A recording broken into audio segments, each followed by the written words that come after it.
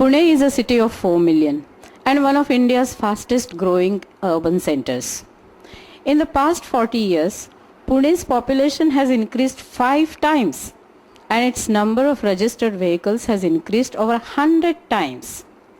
650 newly registered vehicles are being added to the roads every single day.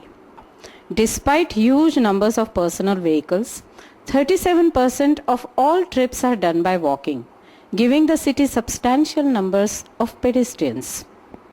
Where are all these people walking?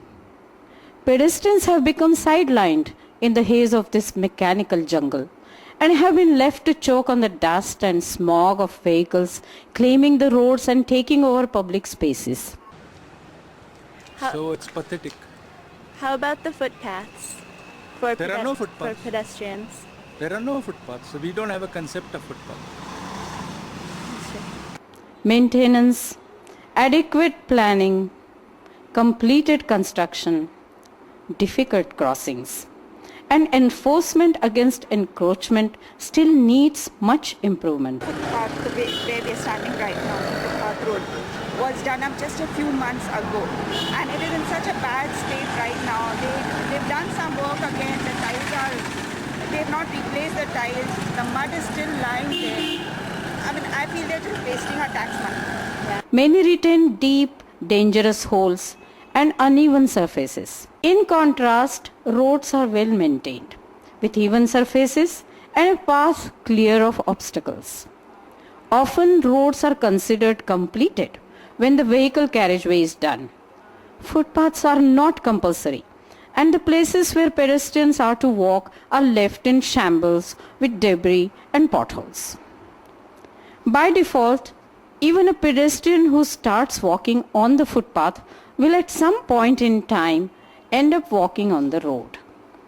Walking on footpaths in Pune requires constant attention and a conscious will to do so. Thus, once confronted with an obstruction, people will continue walking on the road even when the path becomes clear. This is why effort needs to go into making sure the footpaths are the route of least resistance and the place where a pedestrian feels most comfortable. In their current condition, to stay on footpaths requires constant dodging and ducking, so it's actually more difficult to walk on the footpath than it is to walk on the road.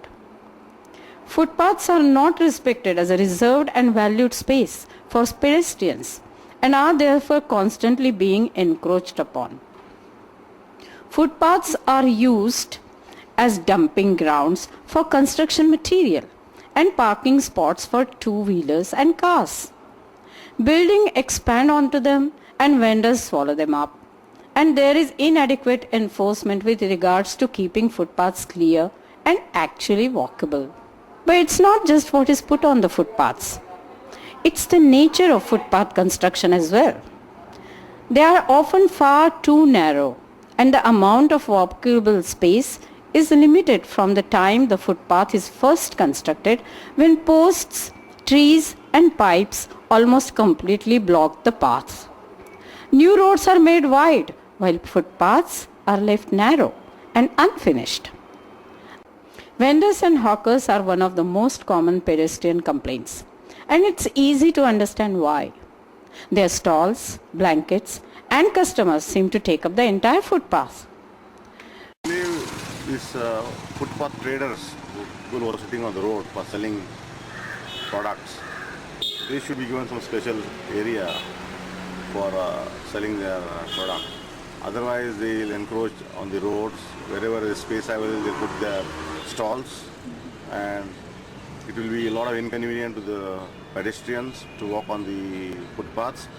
Small-scale vendors have been around since long before vehicles came to be. They are part of life in India, and it's a means to a livelihood and sustenance for many families. People buy their products and their services, and they are valuable to society. Walkable footpaths and street vendors can coexist.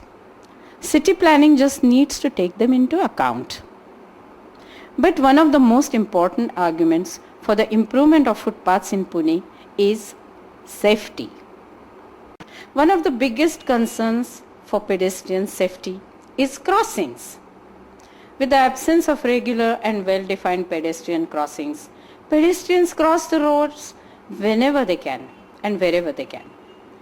Even at stoplights, traffic is impatient and vehicles will burst forward regardless of the signal. Pedestrians don't have a clear way of knowing when the light will change, and when it does, the vehicles accelerate without watching out for pedestrians. Walking gets considerably more dangerous at night. Darkness causes reduced visibility for motorists and pedestrians alike. Traffic drives as recklessly at night as it does during the day. And not all vehicles have working lights, so it is additionally difficult to see who is coming. Therefore, crossing the road becomes even more risky. No lighting for footpaths makes walking on them at night many times more treacherous. Giant holes, protruding roots, and uneven surfaces that can be at least seen with daylight become next to impossible to apprehend in darkness. Why is this? A city such as Pune, which has been in existence for hundreds of years, was not originally built for vehicles. It was built for pedestrians. The roads were not meant to handle such heavy loads of traffic. Although there is no denying that motorized transport is here to stay, is that any reason why people should be marginalized in their own habitat? Should vehicles be allowed everywhere? What is to be gained by a system that puts all people, especially the young and the old, in danger?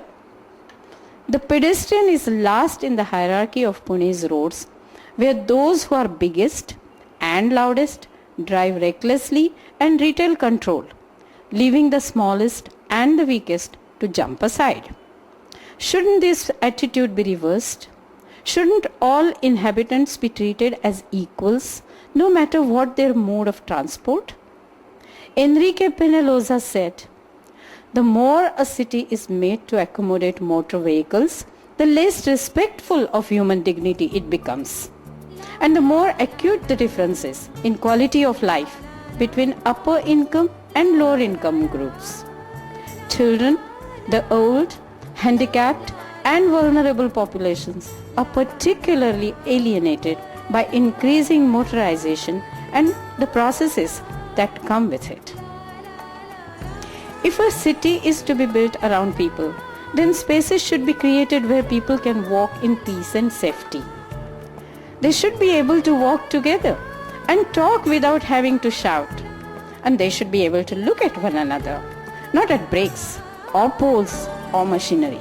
Pune has the capacity to create spaces for people away from vehicles, and its future development should recognize the importance of people in its landscape. By nature, we are all pedestrians, and being able to walk in peace is fundamental to a city's happiness.